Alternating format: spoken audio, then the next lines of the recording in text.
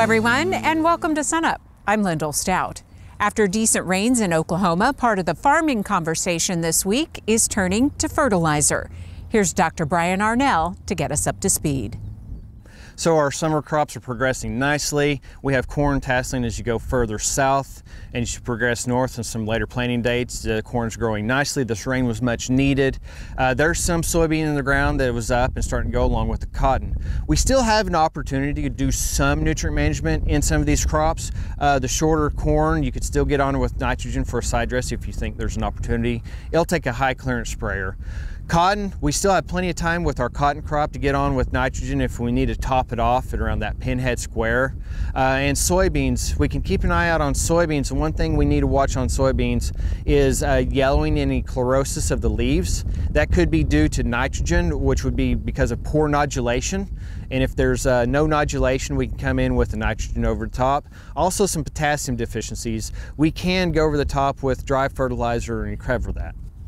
Now that wheat harvest is over, we see a lot of fields that kind of look like this. Those who are wanting to put double crops behind wheat, what kind of guidance do you have for them? Yeah, as I was driving across the state harvesting wheat last week, or the last couple of weeks, saw a lot of planters and drills just sitting, waiting for this moisture to come in so they can get the crop in the ground. One thing I like to stress with producers is a double crop isn't necessarily just a catch-all crop. We've had some really phenomenal double crop yields in the last couple of years. With those yields come nutrient demands and nutrient needs. Pay attention to soil test. Those soil test reports are just the same for our full season wheat as it is for the double crop. If the wheat needed potassium, so will the double crop soybean or sorghum. If it needs phosphorus, it will need that too. So don't just treat it as a layover. We have an opportunity to make really good yields when we have soil moisture in good conditions. And if you think you have those conditions, but limiting nutrients on that double crop, go ahead and get it out there. You can get the crop in the ground and stand up and then fertilize. That's just fine. We can put on N, P, and K after that fact. But let's make that plan and let's have a successful double crop. And speaking of planting, now that it's rained, it's time to, start planning ahead on the next go around. Yep. Now that our fields have softened up with good soil moisture, it's a great time to go out there in these wheat stubble fields and take soil samples. There's not too soon of a time to get that sample collected, get it into the soil testing lab, whether it's with OSU or another private lab, to get those results back. There's a couple things to really keep in mind. I'm looking for primarily those pH results. Getting lime to the field takes a little bit of time, and then getting the lime to work in the field takes time. We don't just apply ag lime and the next day it works. We apply ag lime, and over time that ag lime breaks down, changes the pH, and in some conditions it'll take 200 to 300 days to get that full change. So the sooner we can get it onto our fields, no-till or conventional till, the more time it has to react to make it better for that next crop. I'd also suggest, since we have a great opportunity this year, go out and sample a little bit more. If you've just been taking a composite sample of a full field, maybe break that field up into two sections. Get a higher and low area, or a sandy and a clay area. Get those two areas, find a little bit more and do a little bit more site-specific management. If you're already doing grid samples, that's great. Let's keep that up. Let's look at those samples and see the strategies we can have to improve our nutrient management, our nutrient efficiency, and our output. With the coronavirus, some folks may think there's some limitations to getting a soil sample, but county offices can still facilitate that. Absolutely. The county offices are still making different ways so they can get their soil samples in. The soil testing lab at OSU is running with the restrictions. They have done things to make that lab operate. But yes, soil samples are still going through. That lab is making producer samples a priority, putting research samples on hold as long as they have to make sure the producer samples are processing as quickly as possible. So just because we have everything going on doesn't mean that the samples can't get processed in a timely manner and you get the results to make the recommendations. No doubt, farming and agriculture still continues. Still continues. All right, Brian, thanks a lot. We'll see you again soon.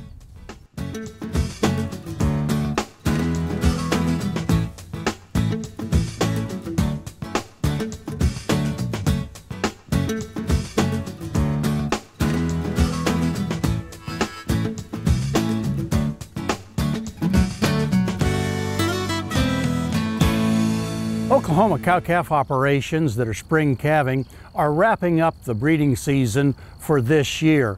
At least I hope they are, because I think it's extremely important that we have a confined breeding season. For most spring calving operations, that means May and June for a 60-day breeding season. Why I think that's important to keep it that short is that there is considerable research data that's been done on the importance of being able to put together a uniform set of calves at marketing time. I can think of data sets from 5 different states over the years that have concluded without a doubt that if we can put together a group of calves that look alike, weigh the same, have the same breed, they've been treated the same, that they bring more dollars per hundredweight than if we have to sell them in very small groups of 1, 2, or 3 head at a time. The data from Kentucky, Arkansas, here in Oklahoma, Texas, and even Arizona have shown us that we can expect that if we can put together a group of calves, an advantage of around 5% in terms of sale price over the overall average of calves being sold at the time. The Arizona data showed that clear up to 50 head in a group could bring more price per pound than smaller groups. They're the ones that had the advantage of 5% above the overall average of the calves being sold in that state as they studied the calves. Those that were sold in very small groups, 1 to 5 head, brought 1 to 3% less than the overall average.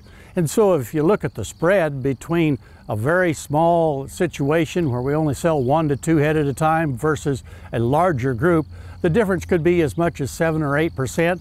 And that means easily in today's market, we may be talking $30, $35 per head differences in terms of the sale price of the calves at marketing time. So I think it's important that we plan now to make sure our breeding seasons are shortened to about 60, a maximum of 75 days, so that we can have those calves born together. They stay together, they're marketed together, and you can take advantage of those few extra dollars per head that you'll receive at marketing time. Hey, we look forward to visiting with you again next week on SUNUP's Cow-Calf Corner. Independence Day is right around the corner. So Derrell, a really important question. Is there going to be beef for the 4th of July? You know, we've been through a lot the last couple of months, but we're past that now. Beef slaughter capacity is back online. Weights are heavy, so in fact, we're going to go from not enough beef to plenty of beef, and we're in that transition right now. So there should be ample supplies of beef available at grocery stores or restaurants, wherever you happen to be enjoying the holidays. Well, so there's going to be beef, but is beef going to break the bank? You know, beef got very expensive. Obviously, we had a spike up in prices, grocery store prices, when supplies were limited. We didn't have enough beef, so we had to find out who wanted it the most. But as these supplies increase now, we should see those prices come down. Wholesale beef prices have already come down to pre-COVID levels. There's a little bit of a lag, but the retail prices will follow that. So beef should get very affordable. In fact, I would expect to see quite a bit of featuring in the next week or so before the 4th of July. So going forward, you know, in the second part of the year, and now that we're out of this kind of, you know, really stressful time, and well, I guess the times are still stressful, but how is beef going to be shaping up for that, you know, that second part of the year? Well, you know, we're going to continue to see some transition for beef demand. The focus will continue to move a little bit away from the retail grocery side as we get more food service stuff online. So there'll be some transitions there. And in terms of the, you know, the way an economist would evaluate beef demand overall, I think the bigger supplies is really going to tell the tale. When supplies are limited, prices go up. When there's lots of supplies, now we'll really find out sort of how cheap beef has to get consumers to go ahead and purchase that ample quantity. So, you know, we've got concerns about recession in the economy. We've got unemployed people right now. Maybe they're getting unemployment benefits, but at some point that may come to an end. So we've got concerns in the second half of the year about beef demand relative to these large supplies that we're going to see. So Derrell, overall, you know, and let's include pork and poultry in with beef, how does this look for the rest of the year? Well, you know, when we started this year, we were expecting record supplies across the board for beef, pork, and poultry, and we have pulled back our estimates of production on all three of them a little bit. You know, we know there's been some depopulation of hogs and some chickens. Cattle are backed up, but we're going to work through those in the second half of the year. The bottom line is we still have record production coming at us on an annual basis, and so you know, we've pulled those estimates down. Per capita consumption of beef, though, is still projected to be a record level by a little bit. So we've got lots of meat out there. You know, we're going to be focusing on that domestic demand situation as well as the trade picture in the second half of the year. All righty, Derrell. Dr. Derrell Peel, Livestock Marketing Specialist here at Oklahoma State University.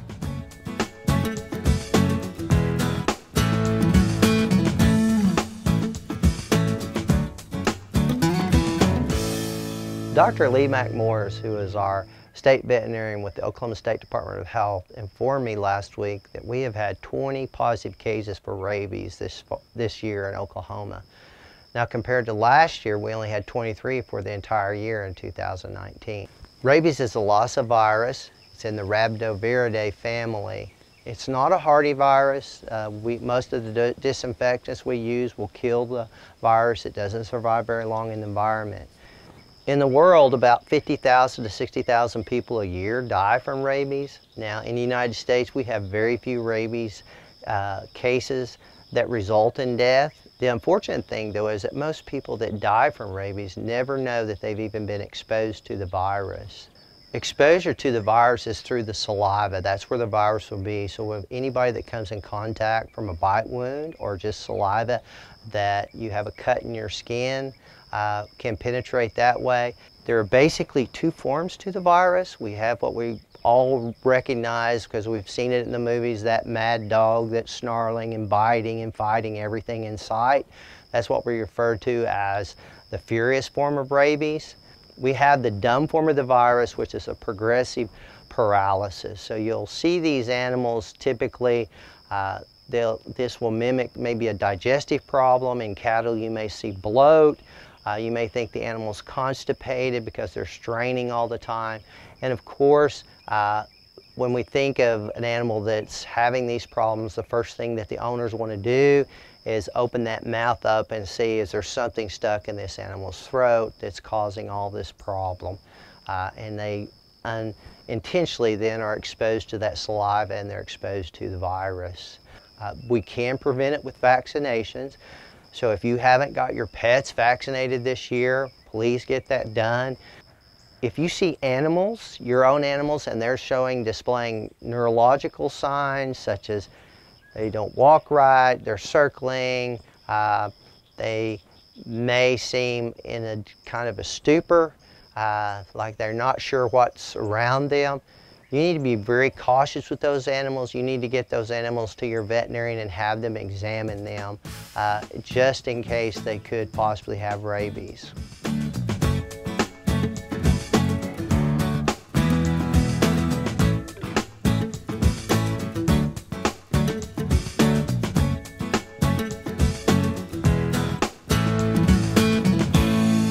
Seems like we haven't been able to say this for a couple of years, but Kim, the wheat crop is pretty much in the bins across the state.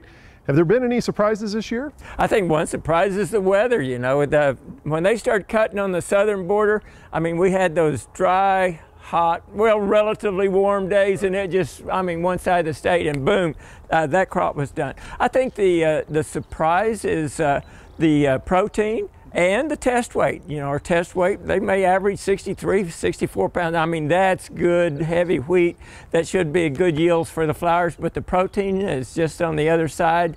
The story's still out on that. We got to get some more tests in, but the odds are protein's going to be less than it was last year, and last year it wasn't very good.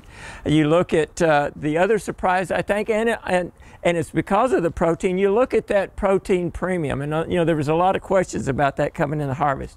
Ordinary wheat, less than 11%, let's just say it's 0. 11% protein, a plus 30 cents. 11.4 plus 45 cents. At 12% plus 70 cents, and 12.6 protein plus 85. That's on the Kansas City market.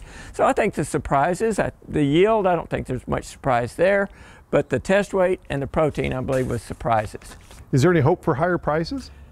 There's always hope for higher prices, and if you can call it good news, it's that the prices have went down as we came into harvest, and then, you know, having that harvest pressure, they look like they bottomed out. They've come up just a little bit, and wheat is showing some strength, and there looks like there'll be some export demand out there that can keep our prices up. Are we going to get a big price move? I don't think so. You look at the world crop, a record world crop coming on. You've got any stocks going from about 10.9 up to 11.6, 11.8 billion bushels. That's just a massive amount of wheat supply on the market. The good news is it hasn't been harvested yet. It won't be harvested until you get out to the late August, September, October time period. Or Australia coming in 400 more million bushels than last year. That's in November, December. So we got a little while for our prices to increase to sell some of this wheat. So I think there's some potential in the near future, but not as you get out into the marketing year. What should producers do whenever it comes time to market the wheat that they have? Well, that optimism is because prices have been so low, you know. Can they go lower? You bet they can. You look at last year, we got around late September, somewhere in that time period, we had $3.60 wheat. But I think if you're looking at June, July, and August, I think there is a little potential there for higher prices. How would I sell my wheat? Third, a third, and a third. Third now, third July, and the final third in August, September. Watch that. If looks like we're getting a short crop in the Black Sea area or in the European Union, then maybe hold that last third out a little bit. But I'd plan on pulling trigger on it pretty quick. Well, how are the summer crops coming along across the state? Well, if you look at the cotton reports I've been reading, maybe some problems in the weather and cotton and getting it up and getting it established.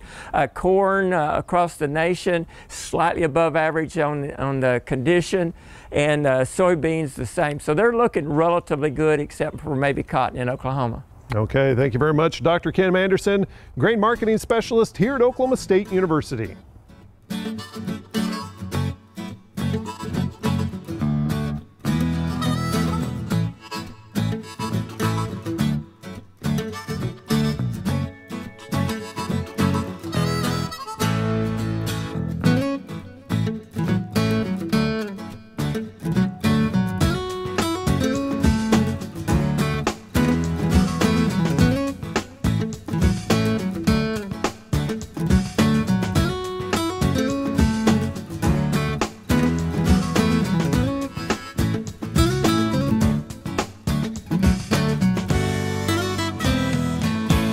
We're joined now by Dr. Alex Rocateli, our forage system specialist. And Alex, today we want to talk about an important topic, which is nitrate toxicity.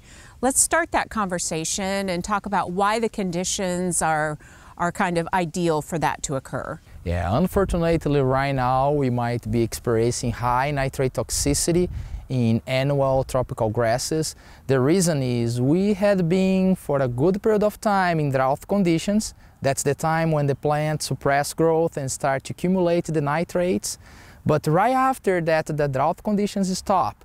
As with this ending drought rain that we have, is when the nitrate toxicity really spikes in the plant and can become very risky and even lethal to the cattle. So that's where we are at now, and you really need to take care and see how our forages are doing on nitrate. Let's talk about what types of forages we should be kind of concerned about. Right, yes. There are specific forages right now that I would say you need to be very cautious when introducing cattle. I would say the annual tropical grasses, such as you are seeing here, forage sorghum, sorghum Sudans, corn, Johnson grass. Those are the ones that really can accumulate lots of nitrates in a condition like that. In terms of guidance for producers, what is the first thing they should do? Test and test. I would say that's the best approach when you have, before you introduce your cattle, is testing. I know we are in a drought, Bermuda grass pastures are not producing the most, and producers are wondering, oh my God, my sorghum looks good. Let me just place my animal there, especially right now after this rain, it starts to get lush, it return to grow. That's the time that we can have high concentrations of nitrate again. So test. There are two types of tests. There is a qualitative test, the diphenylamine test, where it's pretty much yes or no. You get a drop on the plant, If it turns dark, means that we have concentration there. That is yes or no test, but that's not enough. Because it doesn't matter to know if you have or you don't have the nitrate toxicities there. What is important to know is the concentration, how much of this nitrate concentration is in the plant. And for that, we need to submit that sample for laboratorial analysis. So the key is to get that forage test through the county extension office or another route and get that information? Exactly right. Our educators are, in my opinion, the best resource for get that sample in the right place. So once the test is back and you have this information, what happens then? So you need to use, based on the concentration of nitrates, you need to make sure that the concentration when feeding the animal is lower than 3,000 ppm, that I would say is safe to the animal. Now, in a condition as we have right now, I would say, regardless, don't introduce your animal now. Wait for 5 to 7 days where the plant now, with the sunlight coming, will grow and metabolize all that nitrate. And the nitrate toxicity, most of the concentration is in the bottom part of the plant. So make sure that you give some other type of feed to the animal that has no nitrate toxicity there. Also, take your cattle off as soon as you see the stubble, the height being about 6 inches. Don't let them graze lower than that. We have a very good fact sheet on this topic that is nitrate toxicity in livestock. We talk about haying when we have nitrate toxicity issues, or even how to manage hay with nitrate toxicity. That is much more that we could be discussing here. So yes, check that fact sheet. I believe that it's a very comprehensive material. Okay, thanks a lot. Thank you. And for a link to that fact sheet, just go to sunup.okstate.edu.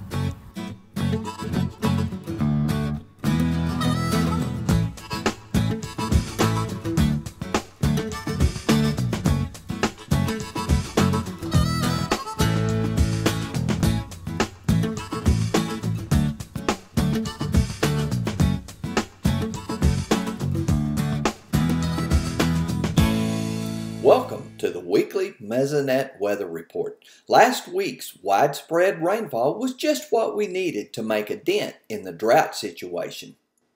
Several waves moved through the state, dropping rain at all but one Mesonet site at Miami. The heaviest rainfall recorded on this 7-day rainfall map from Wednesday was the 6.16 inches at Granfield. But this was closely followed by the near 5 inches at Walters, Waurika, and Mount Herman. Even the drought-stricken Panhandle received around an inch. The result of this rain was a nice change in this 7-day fractional water index map. The green areas showed where enough moisture was received to penetrate down to this 10-inch depth. In the northeast, the soils actually lost moisture over the week, hence the brown colors. But most of the western half of the state saw improvement. Fractional water index is a great way to look at rainfall penetration into the soil. It is only a measure of wetness at the sensor location. Looking at Washington, this graph shows that the 1.16 inches received on the 19th penetrated to the 5 centimeter or 2 inch depth, the red line. But at the 25 centimeter or 10 inch depth, the yellow line, it took another 1.47 inch rain on the 21st to make it to that depth. Now here's Gary discussing the longer term rainfall picture. Thanks, Wes, and good morning, everyone. Now, Wes gave us a good recap of the past week's rainfall event, but how did it impact the drought? Let's take a look at the latest U.S. Drought Monitor report and see where we stand. Unfortunately, we still see the same basic pattern, just a little bit of lessening around the edges of that drought. So we still see the extreme drought across Dewey, Blaine, and Kingfisher counties, and then the severe drought surrounding that area, surrounded by another area of moderate drought, and then of course the abnormally dry conditions, which extend to the north and to the southeast of that area. But then we see an increase in those abnormally dry conditions in the far northeastern part of the state, which was an area that missed out on the good rains altogether, as we saw in Wes's rainfall maps. We can see from the last 60-day rainfall map from the Oklahoma Mesonet, really 3 to 4 inches out a good part of the northwestern quarter of the state. Some a little bit more, some a little bit less. When you get into the Panhandle, it gets even worse, unfortunately, from 2 to 3 inches, and then of course some areas even less than that. So we still remain with good rainfall amounts across much of south central over into eastern Oklahoma.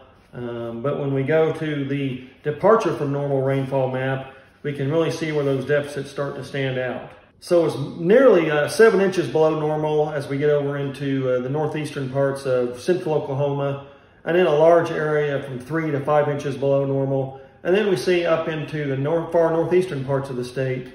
We do see some deficits there as well. And then over in east central Oklahoma, over around Dare County, and those areas from 1 to 3 inches below normal. So a little bit of spreading of those dry conditions that we saw on the Drought Monitor map. So the past week's rainfall event was a good first start, but we need some compounding enforcement rainfall to really start to knock that drought down and get us back to a more normal summertime condition. That's it for this time. We'll see you next time on the Mesonet Weather Report.